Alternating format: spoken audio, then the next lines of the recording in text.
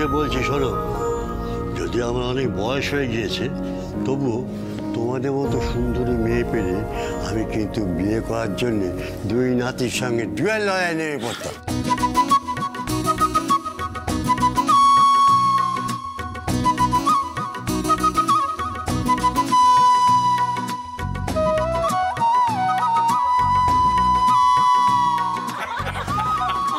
আমরা দাদু তুমি বলছো ঠাম্মি এখন দেখতে খারাপ হয়ে গেছে, তাই তো? দেখেছো তো, তুমি কি ভেবেছো আমার দাদু ভাইদের সঙ্গে তুমি পেরে উঠবে? বুড়ো মরতে বসেছে, তবুও বিয়ে করার কত শখ দেখো।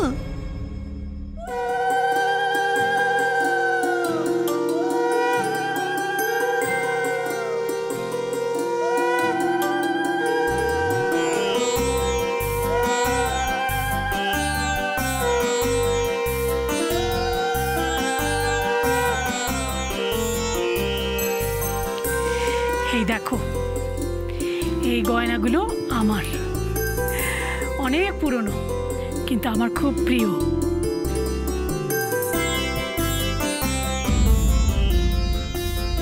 এগুলো তোমাদের জন্যই রাখা ছিল। হারটা না খুব সুন্দর।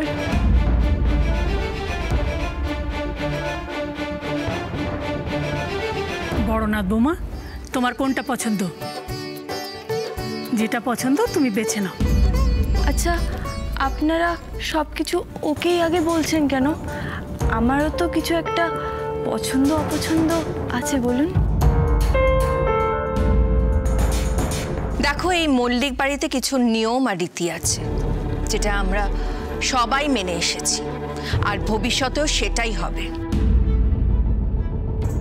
এই বাড়িতে সব কিছুর ওপর প্রথম অধিকার হচ্ছে বড় বউয়ের। এটা তুমি মাথায় রেখো এবং মাথায় রেখে চলো ভবিষ্যতে, কেমন? চারু, তোমার যেটা পছন্দ তুমি নিয়ে নাও।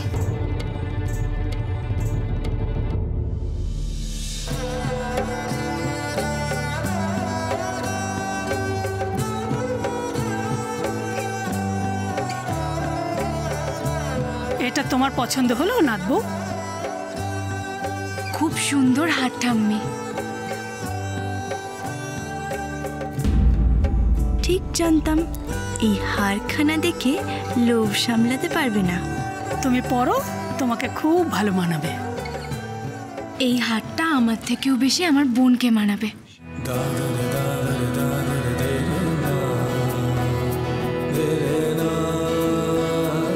এটা ওর জন্যই থাক।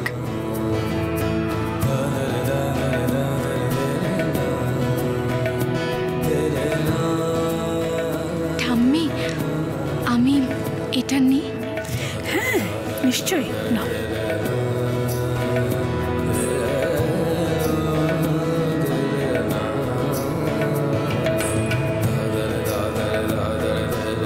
এটায় আমার অনেক সুখের স্মৃতি জড়িয়ে আছে। এটা আমার খুব প্রিয়। তোমাদের দাদু ভাই প্রথম রোজগারের টাকায় এটা আমাকে বানিয়ে দিয়েছিলেন। এটা খুব ভালো করে রেখো, কেমন? আমি খুব যত্ন করে রাখবো ঠাম্মি। জানি মা, তোমার ওপর সে ভরসা আমার আছে। এই নাও, এইটা তোমার। অরুণ, বড় বৌমা, এবার তোমরা আশীর্বাদ করো। হ্যাঁ মা। ওই দেখি,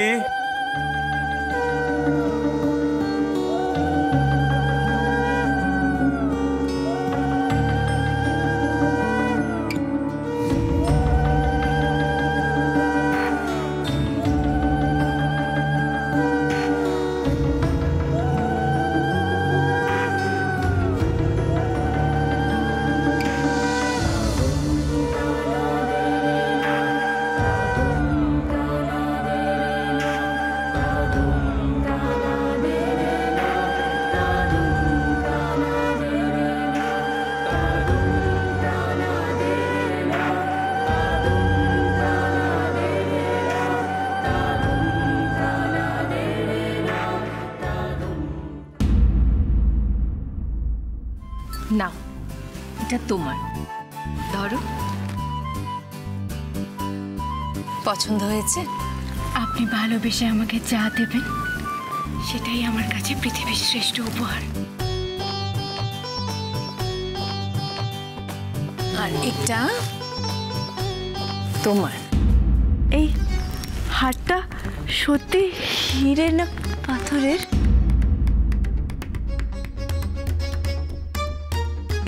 মানে আমি মজা করছিলাম।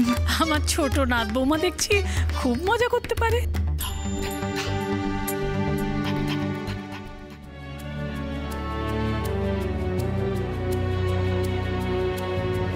আচ্ছা নেক্সট কে? তাড়াতাড়ি করো, আমাকেও তো আশীর্বাদ করতে হবে। হ্যাঁ মৌলি, দিনে দিনে দেখছি তোর বদমাশি বেড়েই চলেছে। ওর তো সোহিনীর আশীর্বাদ করার কথা ছিল, ও তো আর নেই। তাহলে এবার বিনয়কে ডাকো, তুমি আর বিনয় আশীর্বাদ করো। যাই মা। দাঁড়াও,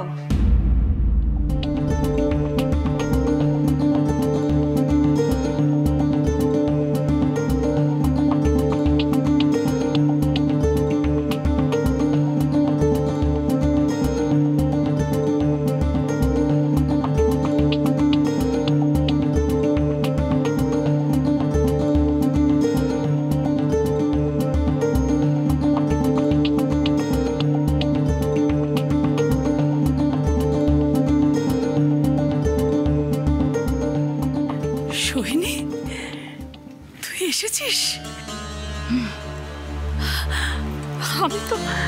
আমি তো ভাবতেই পারছি না। আমার আশাটা তোমরা এক্সপেক্ট করোনি, বুঝতেই পারছি। আমাকে ছাড়াই তো আশীর্বাদ শুরু হয়ে গেছে। ছি ছি ছি, এ তুই কি বলছিস সোহিনী? এতগুলো বছর ধরে আমরা তোর জন্য অপেক্ষা করে বসে থেকেছি, আর তুই বলছিস আমরা তোর জন্য আশা করিনি? তুই এভাবে বলছিস কেন দিদি? আমি তো নিজে তোকে কতবার ফোন করেছি, কিন্তু প্রত্যেকবার তোর ফোন সুইচ অফ ছিল। ভাই, ফ্লাইটে ফোনটা ধরা যায় না, তুই জানিস না?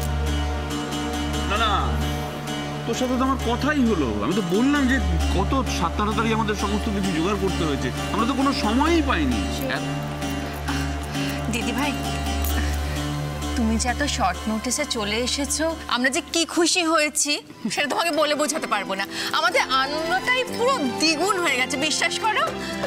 রেবা, দিদি লাগেজটা ভেতরে নিয়ে এসো, যাও। এই দেখ না, দুই দাদু ভাইয়ের জন্য আমার বড় বৌমা মা লক্ষ্মী দুজনকে আমাদের বাড়িতে নিয়ে এসেছি। দেখ না, দুজনের পাশে দুজনকে কেমন সুন্দর মানিয়েছে।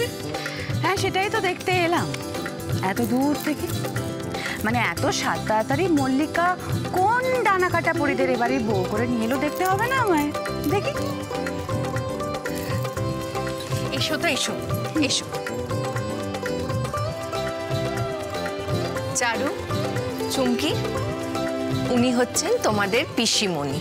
একমাত্র পিসিমণি। শুধুমাত্র তোমাদের বিয়ে অ্যাটেন্ড করবে বলে উনি অত দূর থেকে এসেছেন, শুধু তোমাদের জন্য। এক সেকেন্ড।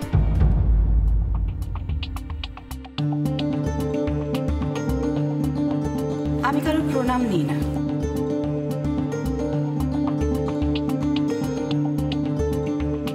এই তোমার পছন্দ মল্লিকা? তুমি এদেরকে মল্লিক বাড়ির বউ করে নিয়ে এসছো?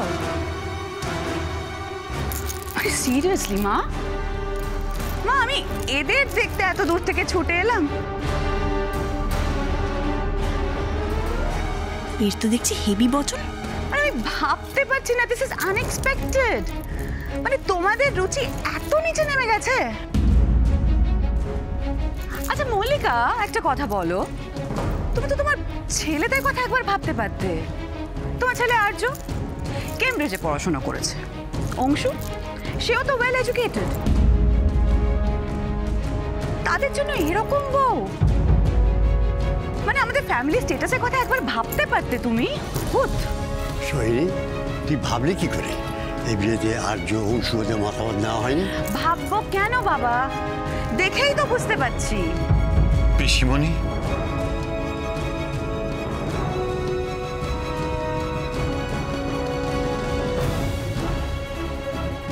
তোমার বুঝতে কোথাও একটা ভুল হচ্ছে।